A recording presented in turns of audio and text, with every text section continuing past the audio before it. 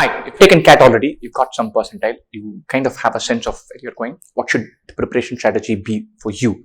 What is the preparation strategy for repeaters? And so sometimes CAT, people are repeating CAT, their preparation strategy writes itself.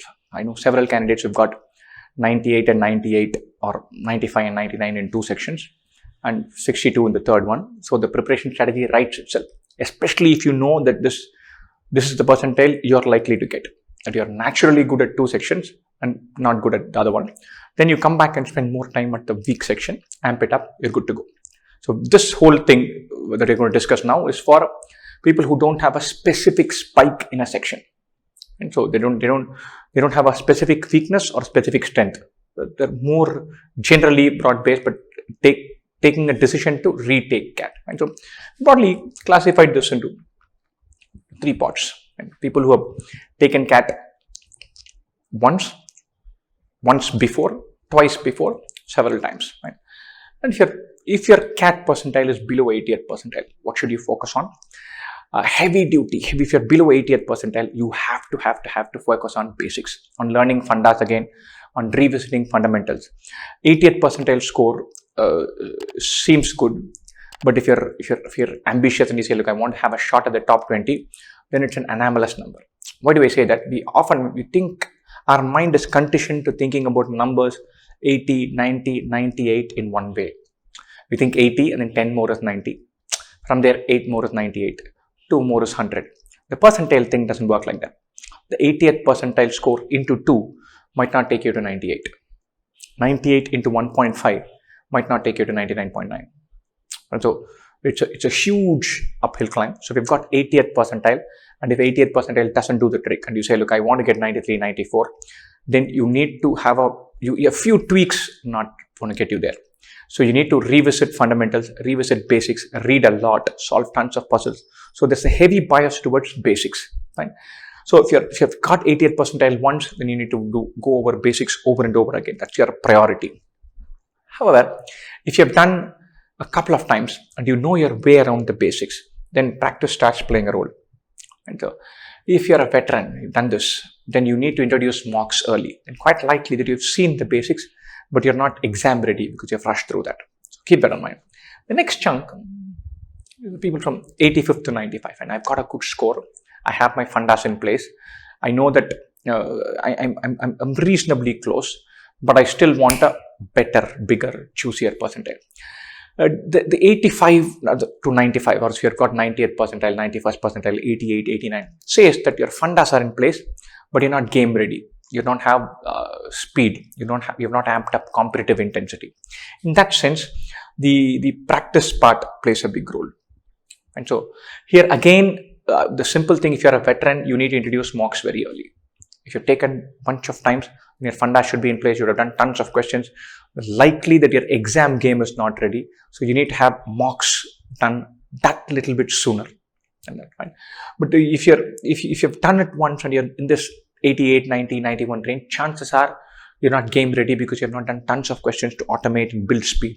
And the other thing I would want to focus on is what we broadly called as gap filling. Right? So several times I've seen instances of students who are good but have some kind of blind spots. I've known of students who might get 98, 99 in quant, but simply geometry is like a no-go area. And what it does, it leaves you vulnerable to a slightly different kind of paper. You can land 98 percentile in one quant, you can't get off the mat in another one. You can't get beyond 80th in another one. If you're taking CAT for the second or third time, you simply have no business leaving a giant gap in the room. You can't say, I simply won't do this type of LR puzzle. I simply am not going to touch geometry. That kind of strategy does not pay off. So if you have done CAT once, twice, the priority would be to fill the gap, especially if you're in the 85 to 95 range.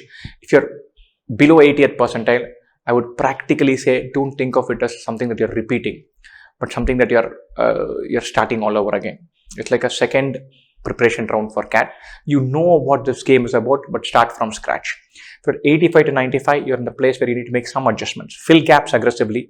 Do tons of practice. Your fundas are likely to be in place, but the speed and automatic thinking process is not there. That's what you need to add on. So gap filling and practice would take priority. Between that, the guy who's a veteran, mocks need to go up. Fill the gaps, hit mocks. Fill the gaps, hit mocks. Practice can come later because you've been preparing for CAT 2-3 years in a row. If you do too much just raw practice and you've been preparing for CAT for 2 years without specific targets in mind, you can burn out. So if you're a veteran, you've taken CAT thrice already, it's your 4th attempt. You've been thinking about this one way or the other for 2.5-3 years, and that can just dull your senses. So you can't just keep on saying, I'll do more questions in percentages and profit and loss. You'll get bored and your scores won't amp up. You need to mix up your preparation and mocks and revisiting theory differently. That could be the way to go. The last chunk, the guys who were this close and got 98th percentile, but still want to amp it up because it's not doing the trick for them. They want to head to an even better college. Right? So it's obviously going to be a huge bias towards mocks. And if you're at 98th percentile, quite likely that your fundas are reasonably clear and your speed is good. You need to take several mocks and amp up that intensity and see if you can make that last gap. What is still missing in many instances is certain blind spots. The theory is not in place. You don't even know, but you're not as quick as doing inequalities and polynomial questions, the ones that involve heavy duty algebra, as you are doing percentages and profit and loss. If you're at 98 range and you're saying, look, I'm going to take again, then you're not only looking to hone your strength, you're saying, look, I won't leave anything on the table. I'm going to leave no stone unturned.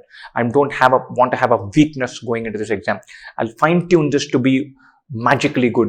If you're doing all that, then there has to be a heavy bias towards mocks and an aspect of gap filling. You can't have a weakness section, weakness area, weakness topic.